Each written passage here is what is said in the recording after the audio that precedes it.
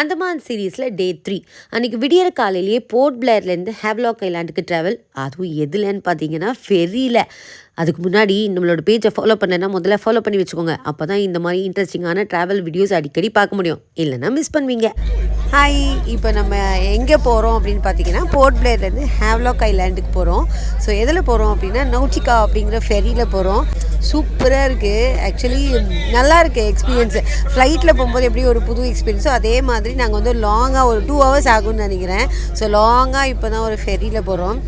நல்லா தான் இருக்குது. பட் ஆனால் எதில் போகிறோம் அப்படின்றதே தெரியல. சும்மா உட்காந்துருக்கோம். பட் பக்கத்தில் எல்லாம் ஒரே சுற்றி தண்ணி.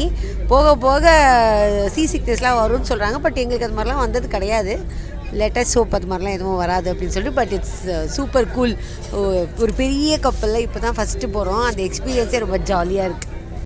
ஹேவ்லாக் வந்து இறங்கினோடனே நம்ம போனது ஸ்கூபா டைவிங் தான். ஸ்கூபாவை பற்றி ஆல்ரெடி தனியாக வீடியோ போட்டிருக்கேன். அதுக்கு உண்மையாகவே சப்போர்ட் நல்லாவே கொடுத்துட்ருக்கீங்க. ஸோ அதை முடிச்சுட்டு நம்ம போனது ராதாகிருஷ்ணன் ரெசார்ட். வாவ், அந்த பிளேஸே ரொம்ப ரம்யமாக இருந்துச்சு. அந்த ரூமை பற்றி சொல்லவே வேண்டாம், பாருங்களேன். திஸ் இஸ் ராதாகிருஷ்ணன் ரெசார்ட்டில் வில்லா டைப். இது சூப்பராக இருக்குது பார்க்குறதுக்கே. Very nice room. என்ன ஒரு நைட் தான் ஸ்டே பண்ண போகிறோம் அப்படின்றத கஷ்டமாக இருக்குது. ஒரு 2 நாள் இருந்து அழகாக என்ஜாய் பண்ணிருக்கலாம். வெளியிலலாம் இன்னும் சூப்பராக இருக்குது. Very good. பீஸ்ஃபுல்லாக இருக்கணும்னா இந்த மாதிரி இடத்துக்கு வந்து ஜாலியாக ஒரு வாரம் தங்கிட்டு போனால் வருஷம் ஃபுல்லாக இருக்க ஸ்ட்ரெஸ் எல்லாம் ஓடி போயிடும். அப்படியே ரியலி சூப்பர். இந்த ரூம்லாம் பார்த்துக்கோங்க அப்படியே, ரொம்ப அழகாக இருக்குது. அதோட ஃபினிஷிங்ஸ் எல்லாமே வுட்டு டைப்பில் முடிச்சிருக்காங்க. நல்லாயிருக்கு. இந்த மாதிரி ட்ரிப்ஸ் போகும்போது நமக்கு ஸ்டே வந்து கம்ஃபர்டபுளாக இருந்தால் மட்டும்தான் ட்ரிப்பை என்ஜாய் பண்ண முடியும். அந்த வகையில் இந்த ராதாகிருஷ்ணன் ரெசார்ட் வந்து சூப்பருங்க. ஃப்ரெஷ்ஷப் ஆகிட்டு நாங்கள் போனது காலாபத்தர் பீச். அந்த பீச்சை பாருங்களேன், அவ்வளோ க்ளீன் வாட்டர். நிழலே தெரியுது பாருங்கள் தண்ணியில்.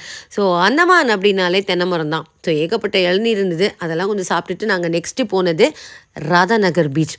ஏஷியாலேயே க்ளீனஸ்ட் பீச் எது அப்படின்னு பார்த்தீங்கன்னா அது வந்து ராதாநகர் பீச் தான். பேச்சளவில் மட்டும் இல்லை, உண்மையாகவே அப்படி தான் இருக்குது. நானே எவ்வளோ என்ஜாய் பண்ணியிருக்கேன் பாருங்களேன். ஸோ ராதாநகர் பீச்சில் நம்ம டூர் பேக்கேஜில் வந்து ஒரு ஃப்ரீ ஃபோட்டோஷூட் கொடுத்துருந்தாங்க. ஸோ அந்த ஃபோட்டோஷூட்டெல்லாம் முடிச்சுட்டு ஒரு கிட்டத்தட்ட ஒரு 3 மணி நேரம் தண்ணியில் நல்லா ஆட்டம் போட்டுட்டு அந்த 3வது நாளை வந்து சுமூகமாக முடித்தோம். ஸோ அடுத்த வீடியோவில் வந்து 4th டே என்ன பண்ணோம் அப்படிங்கிறத பார்க்கலாம். பாய்.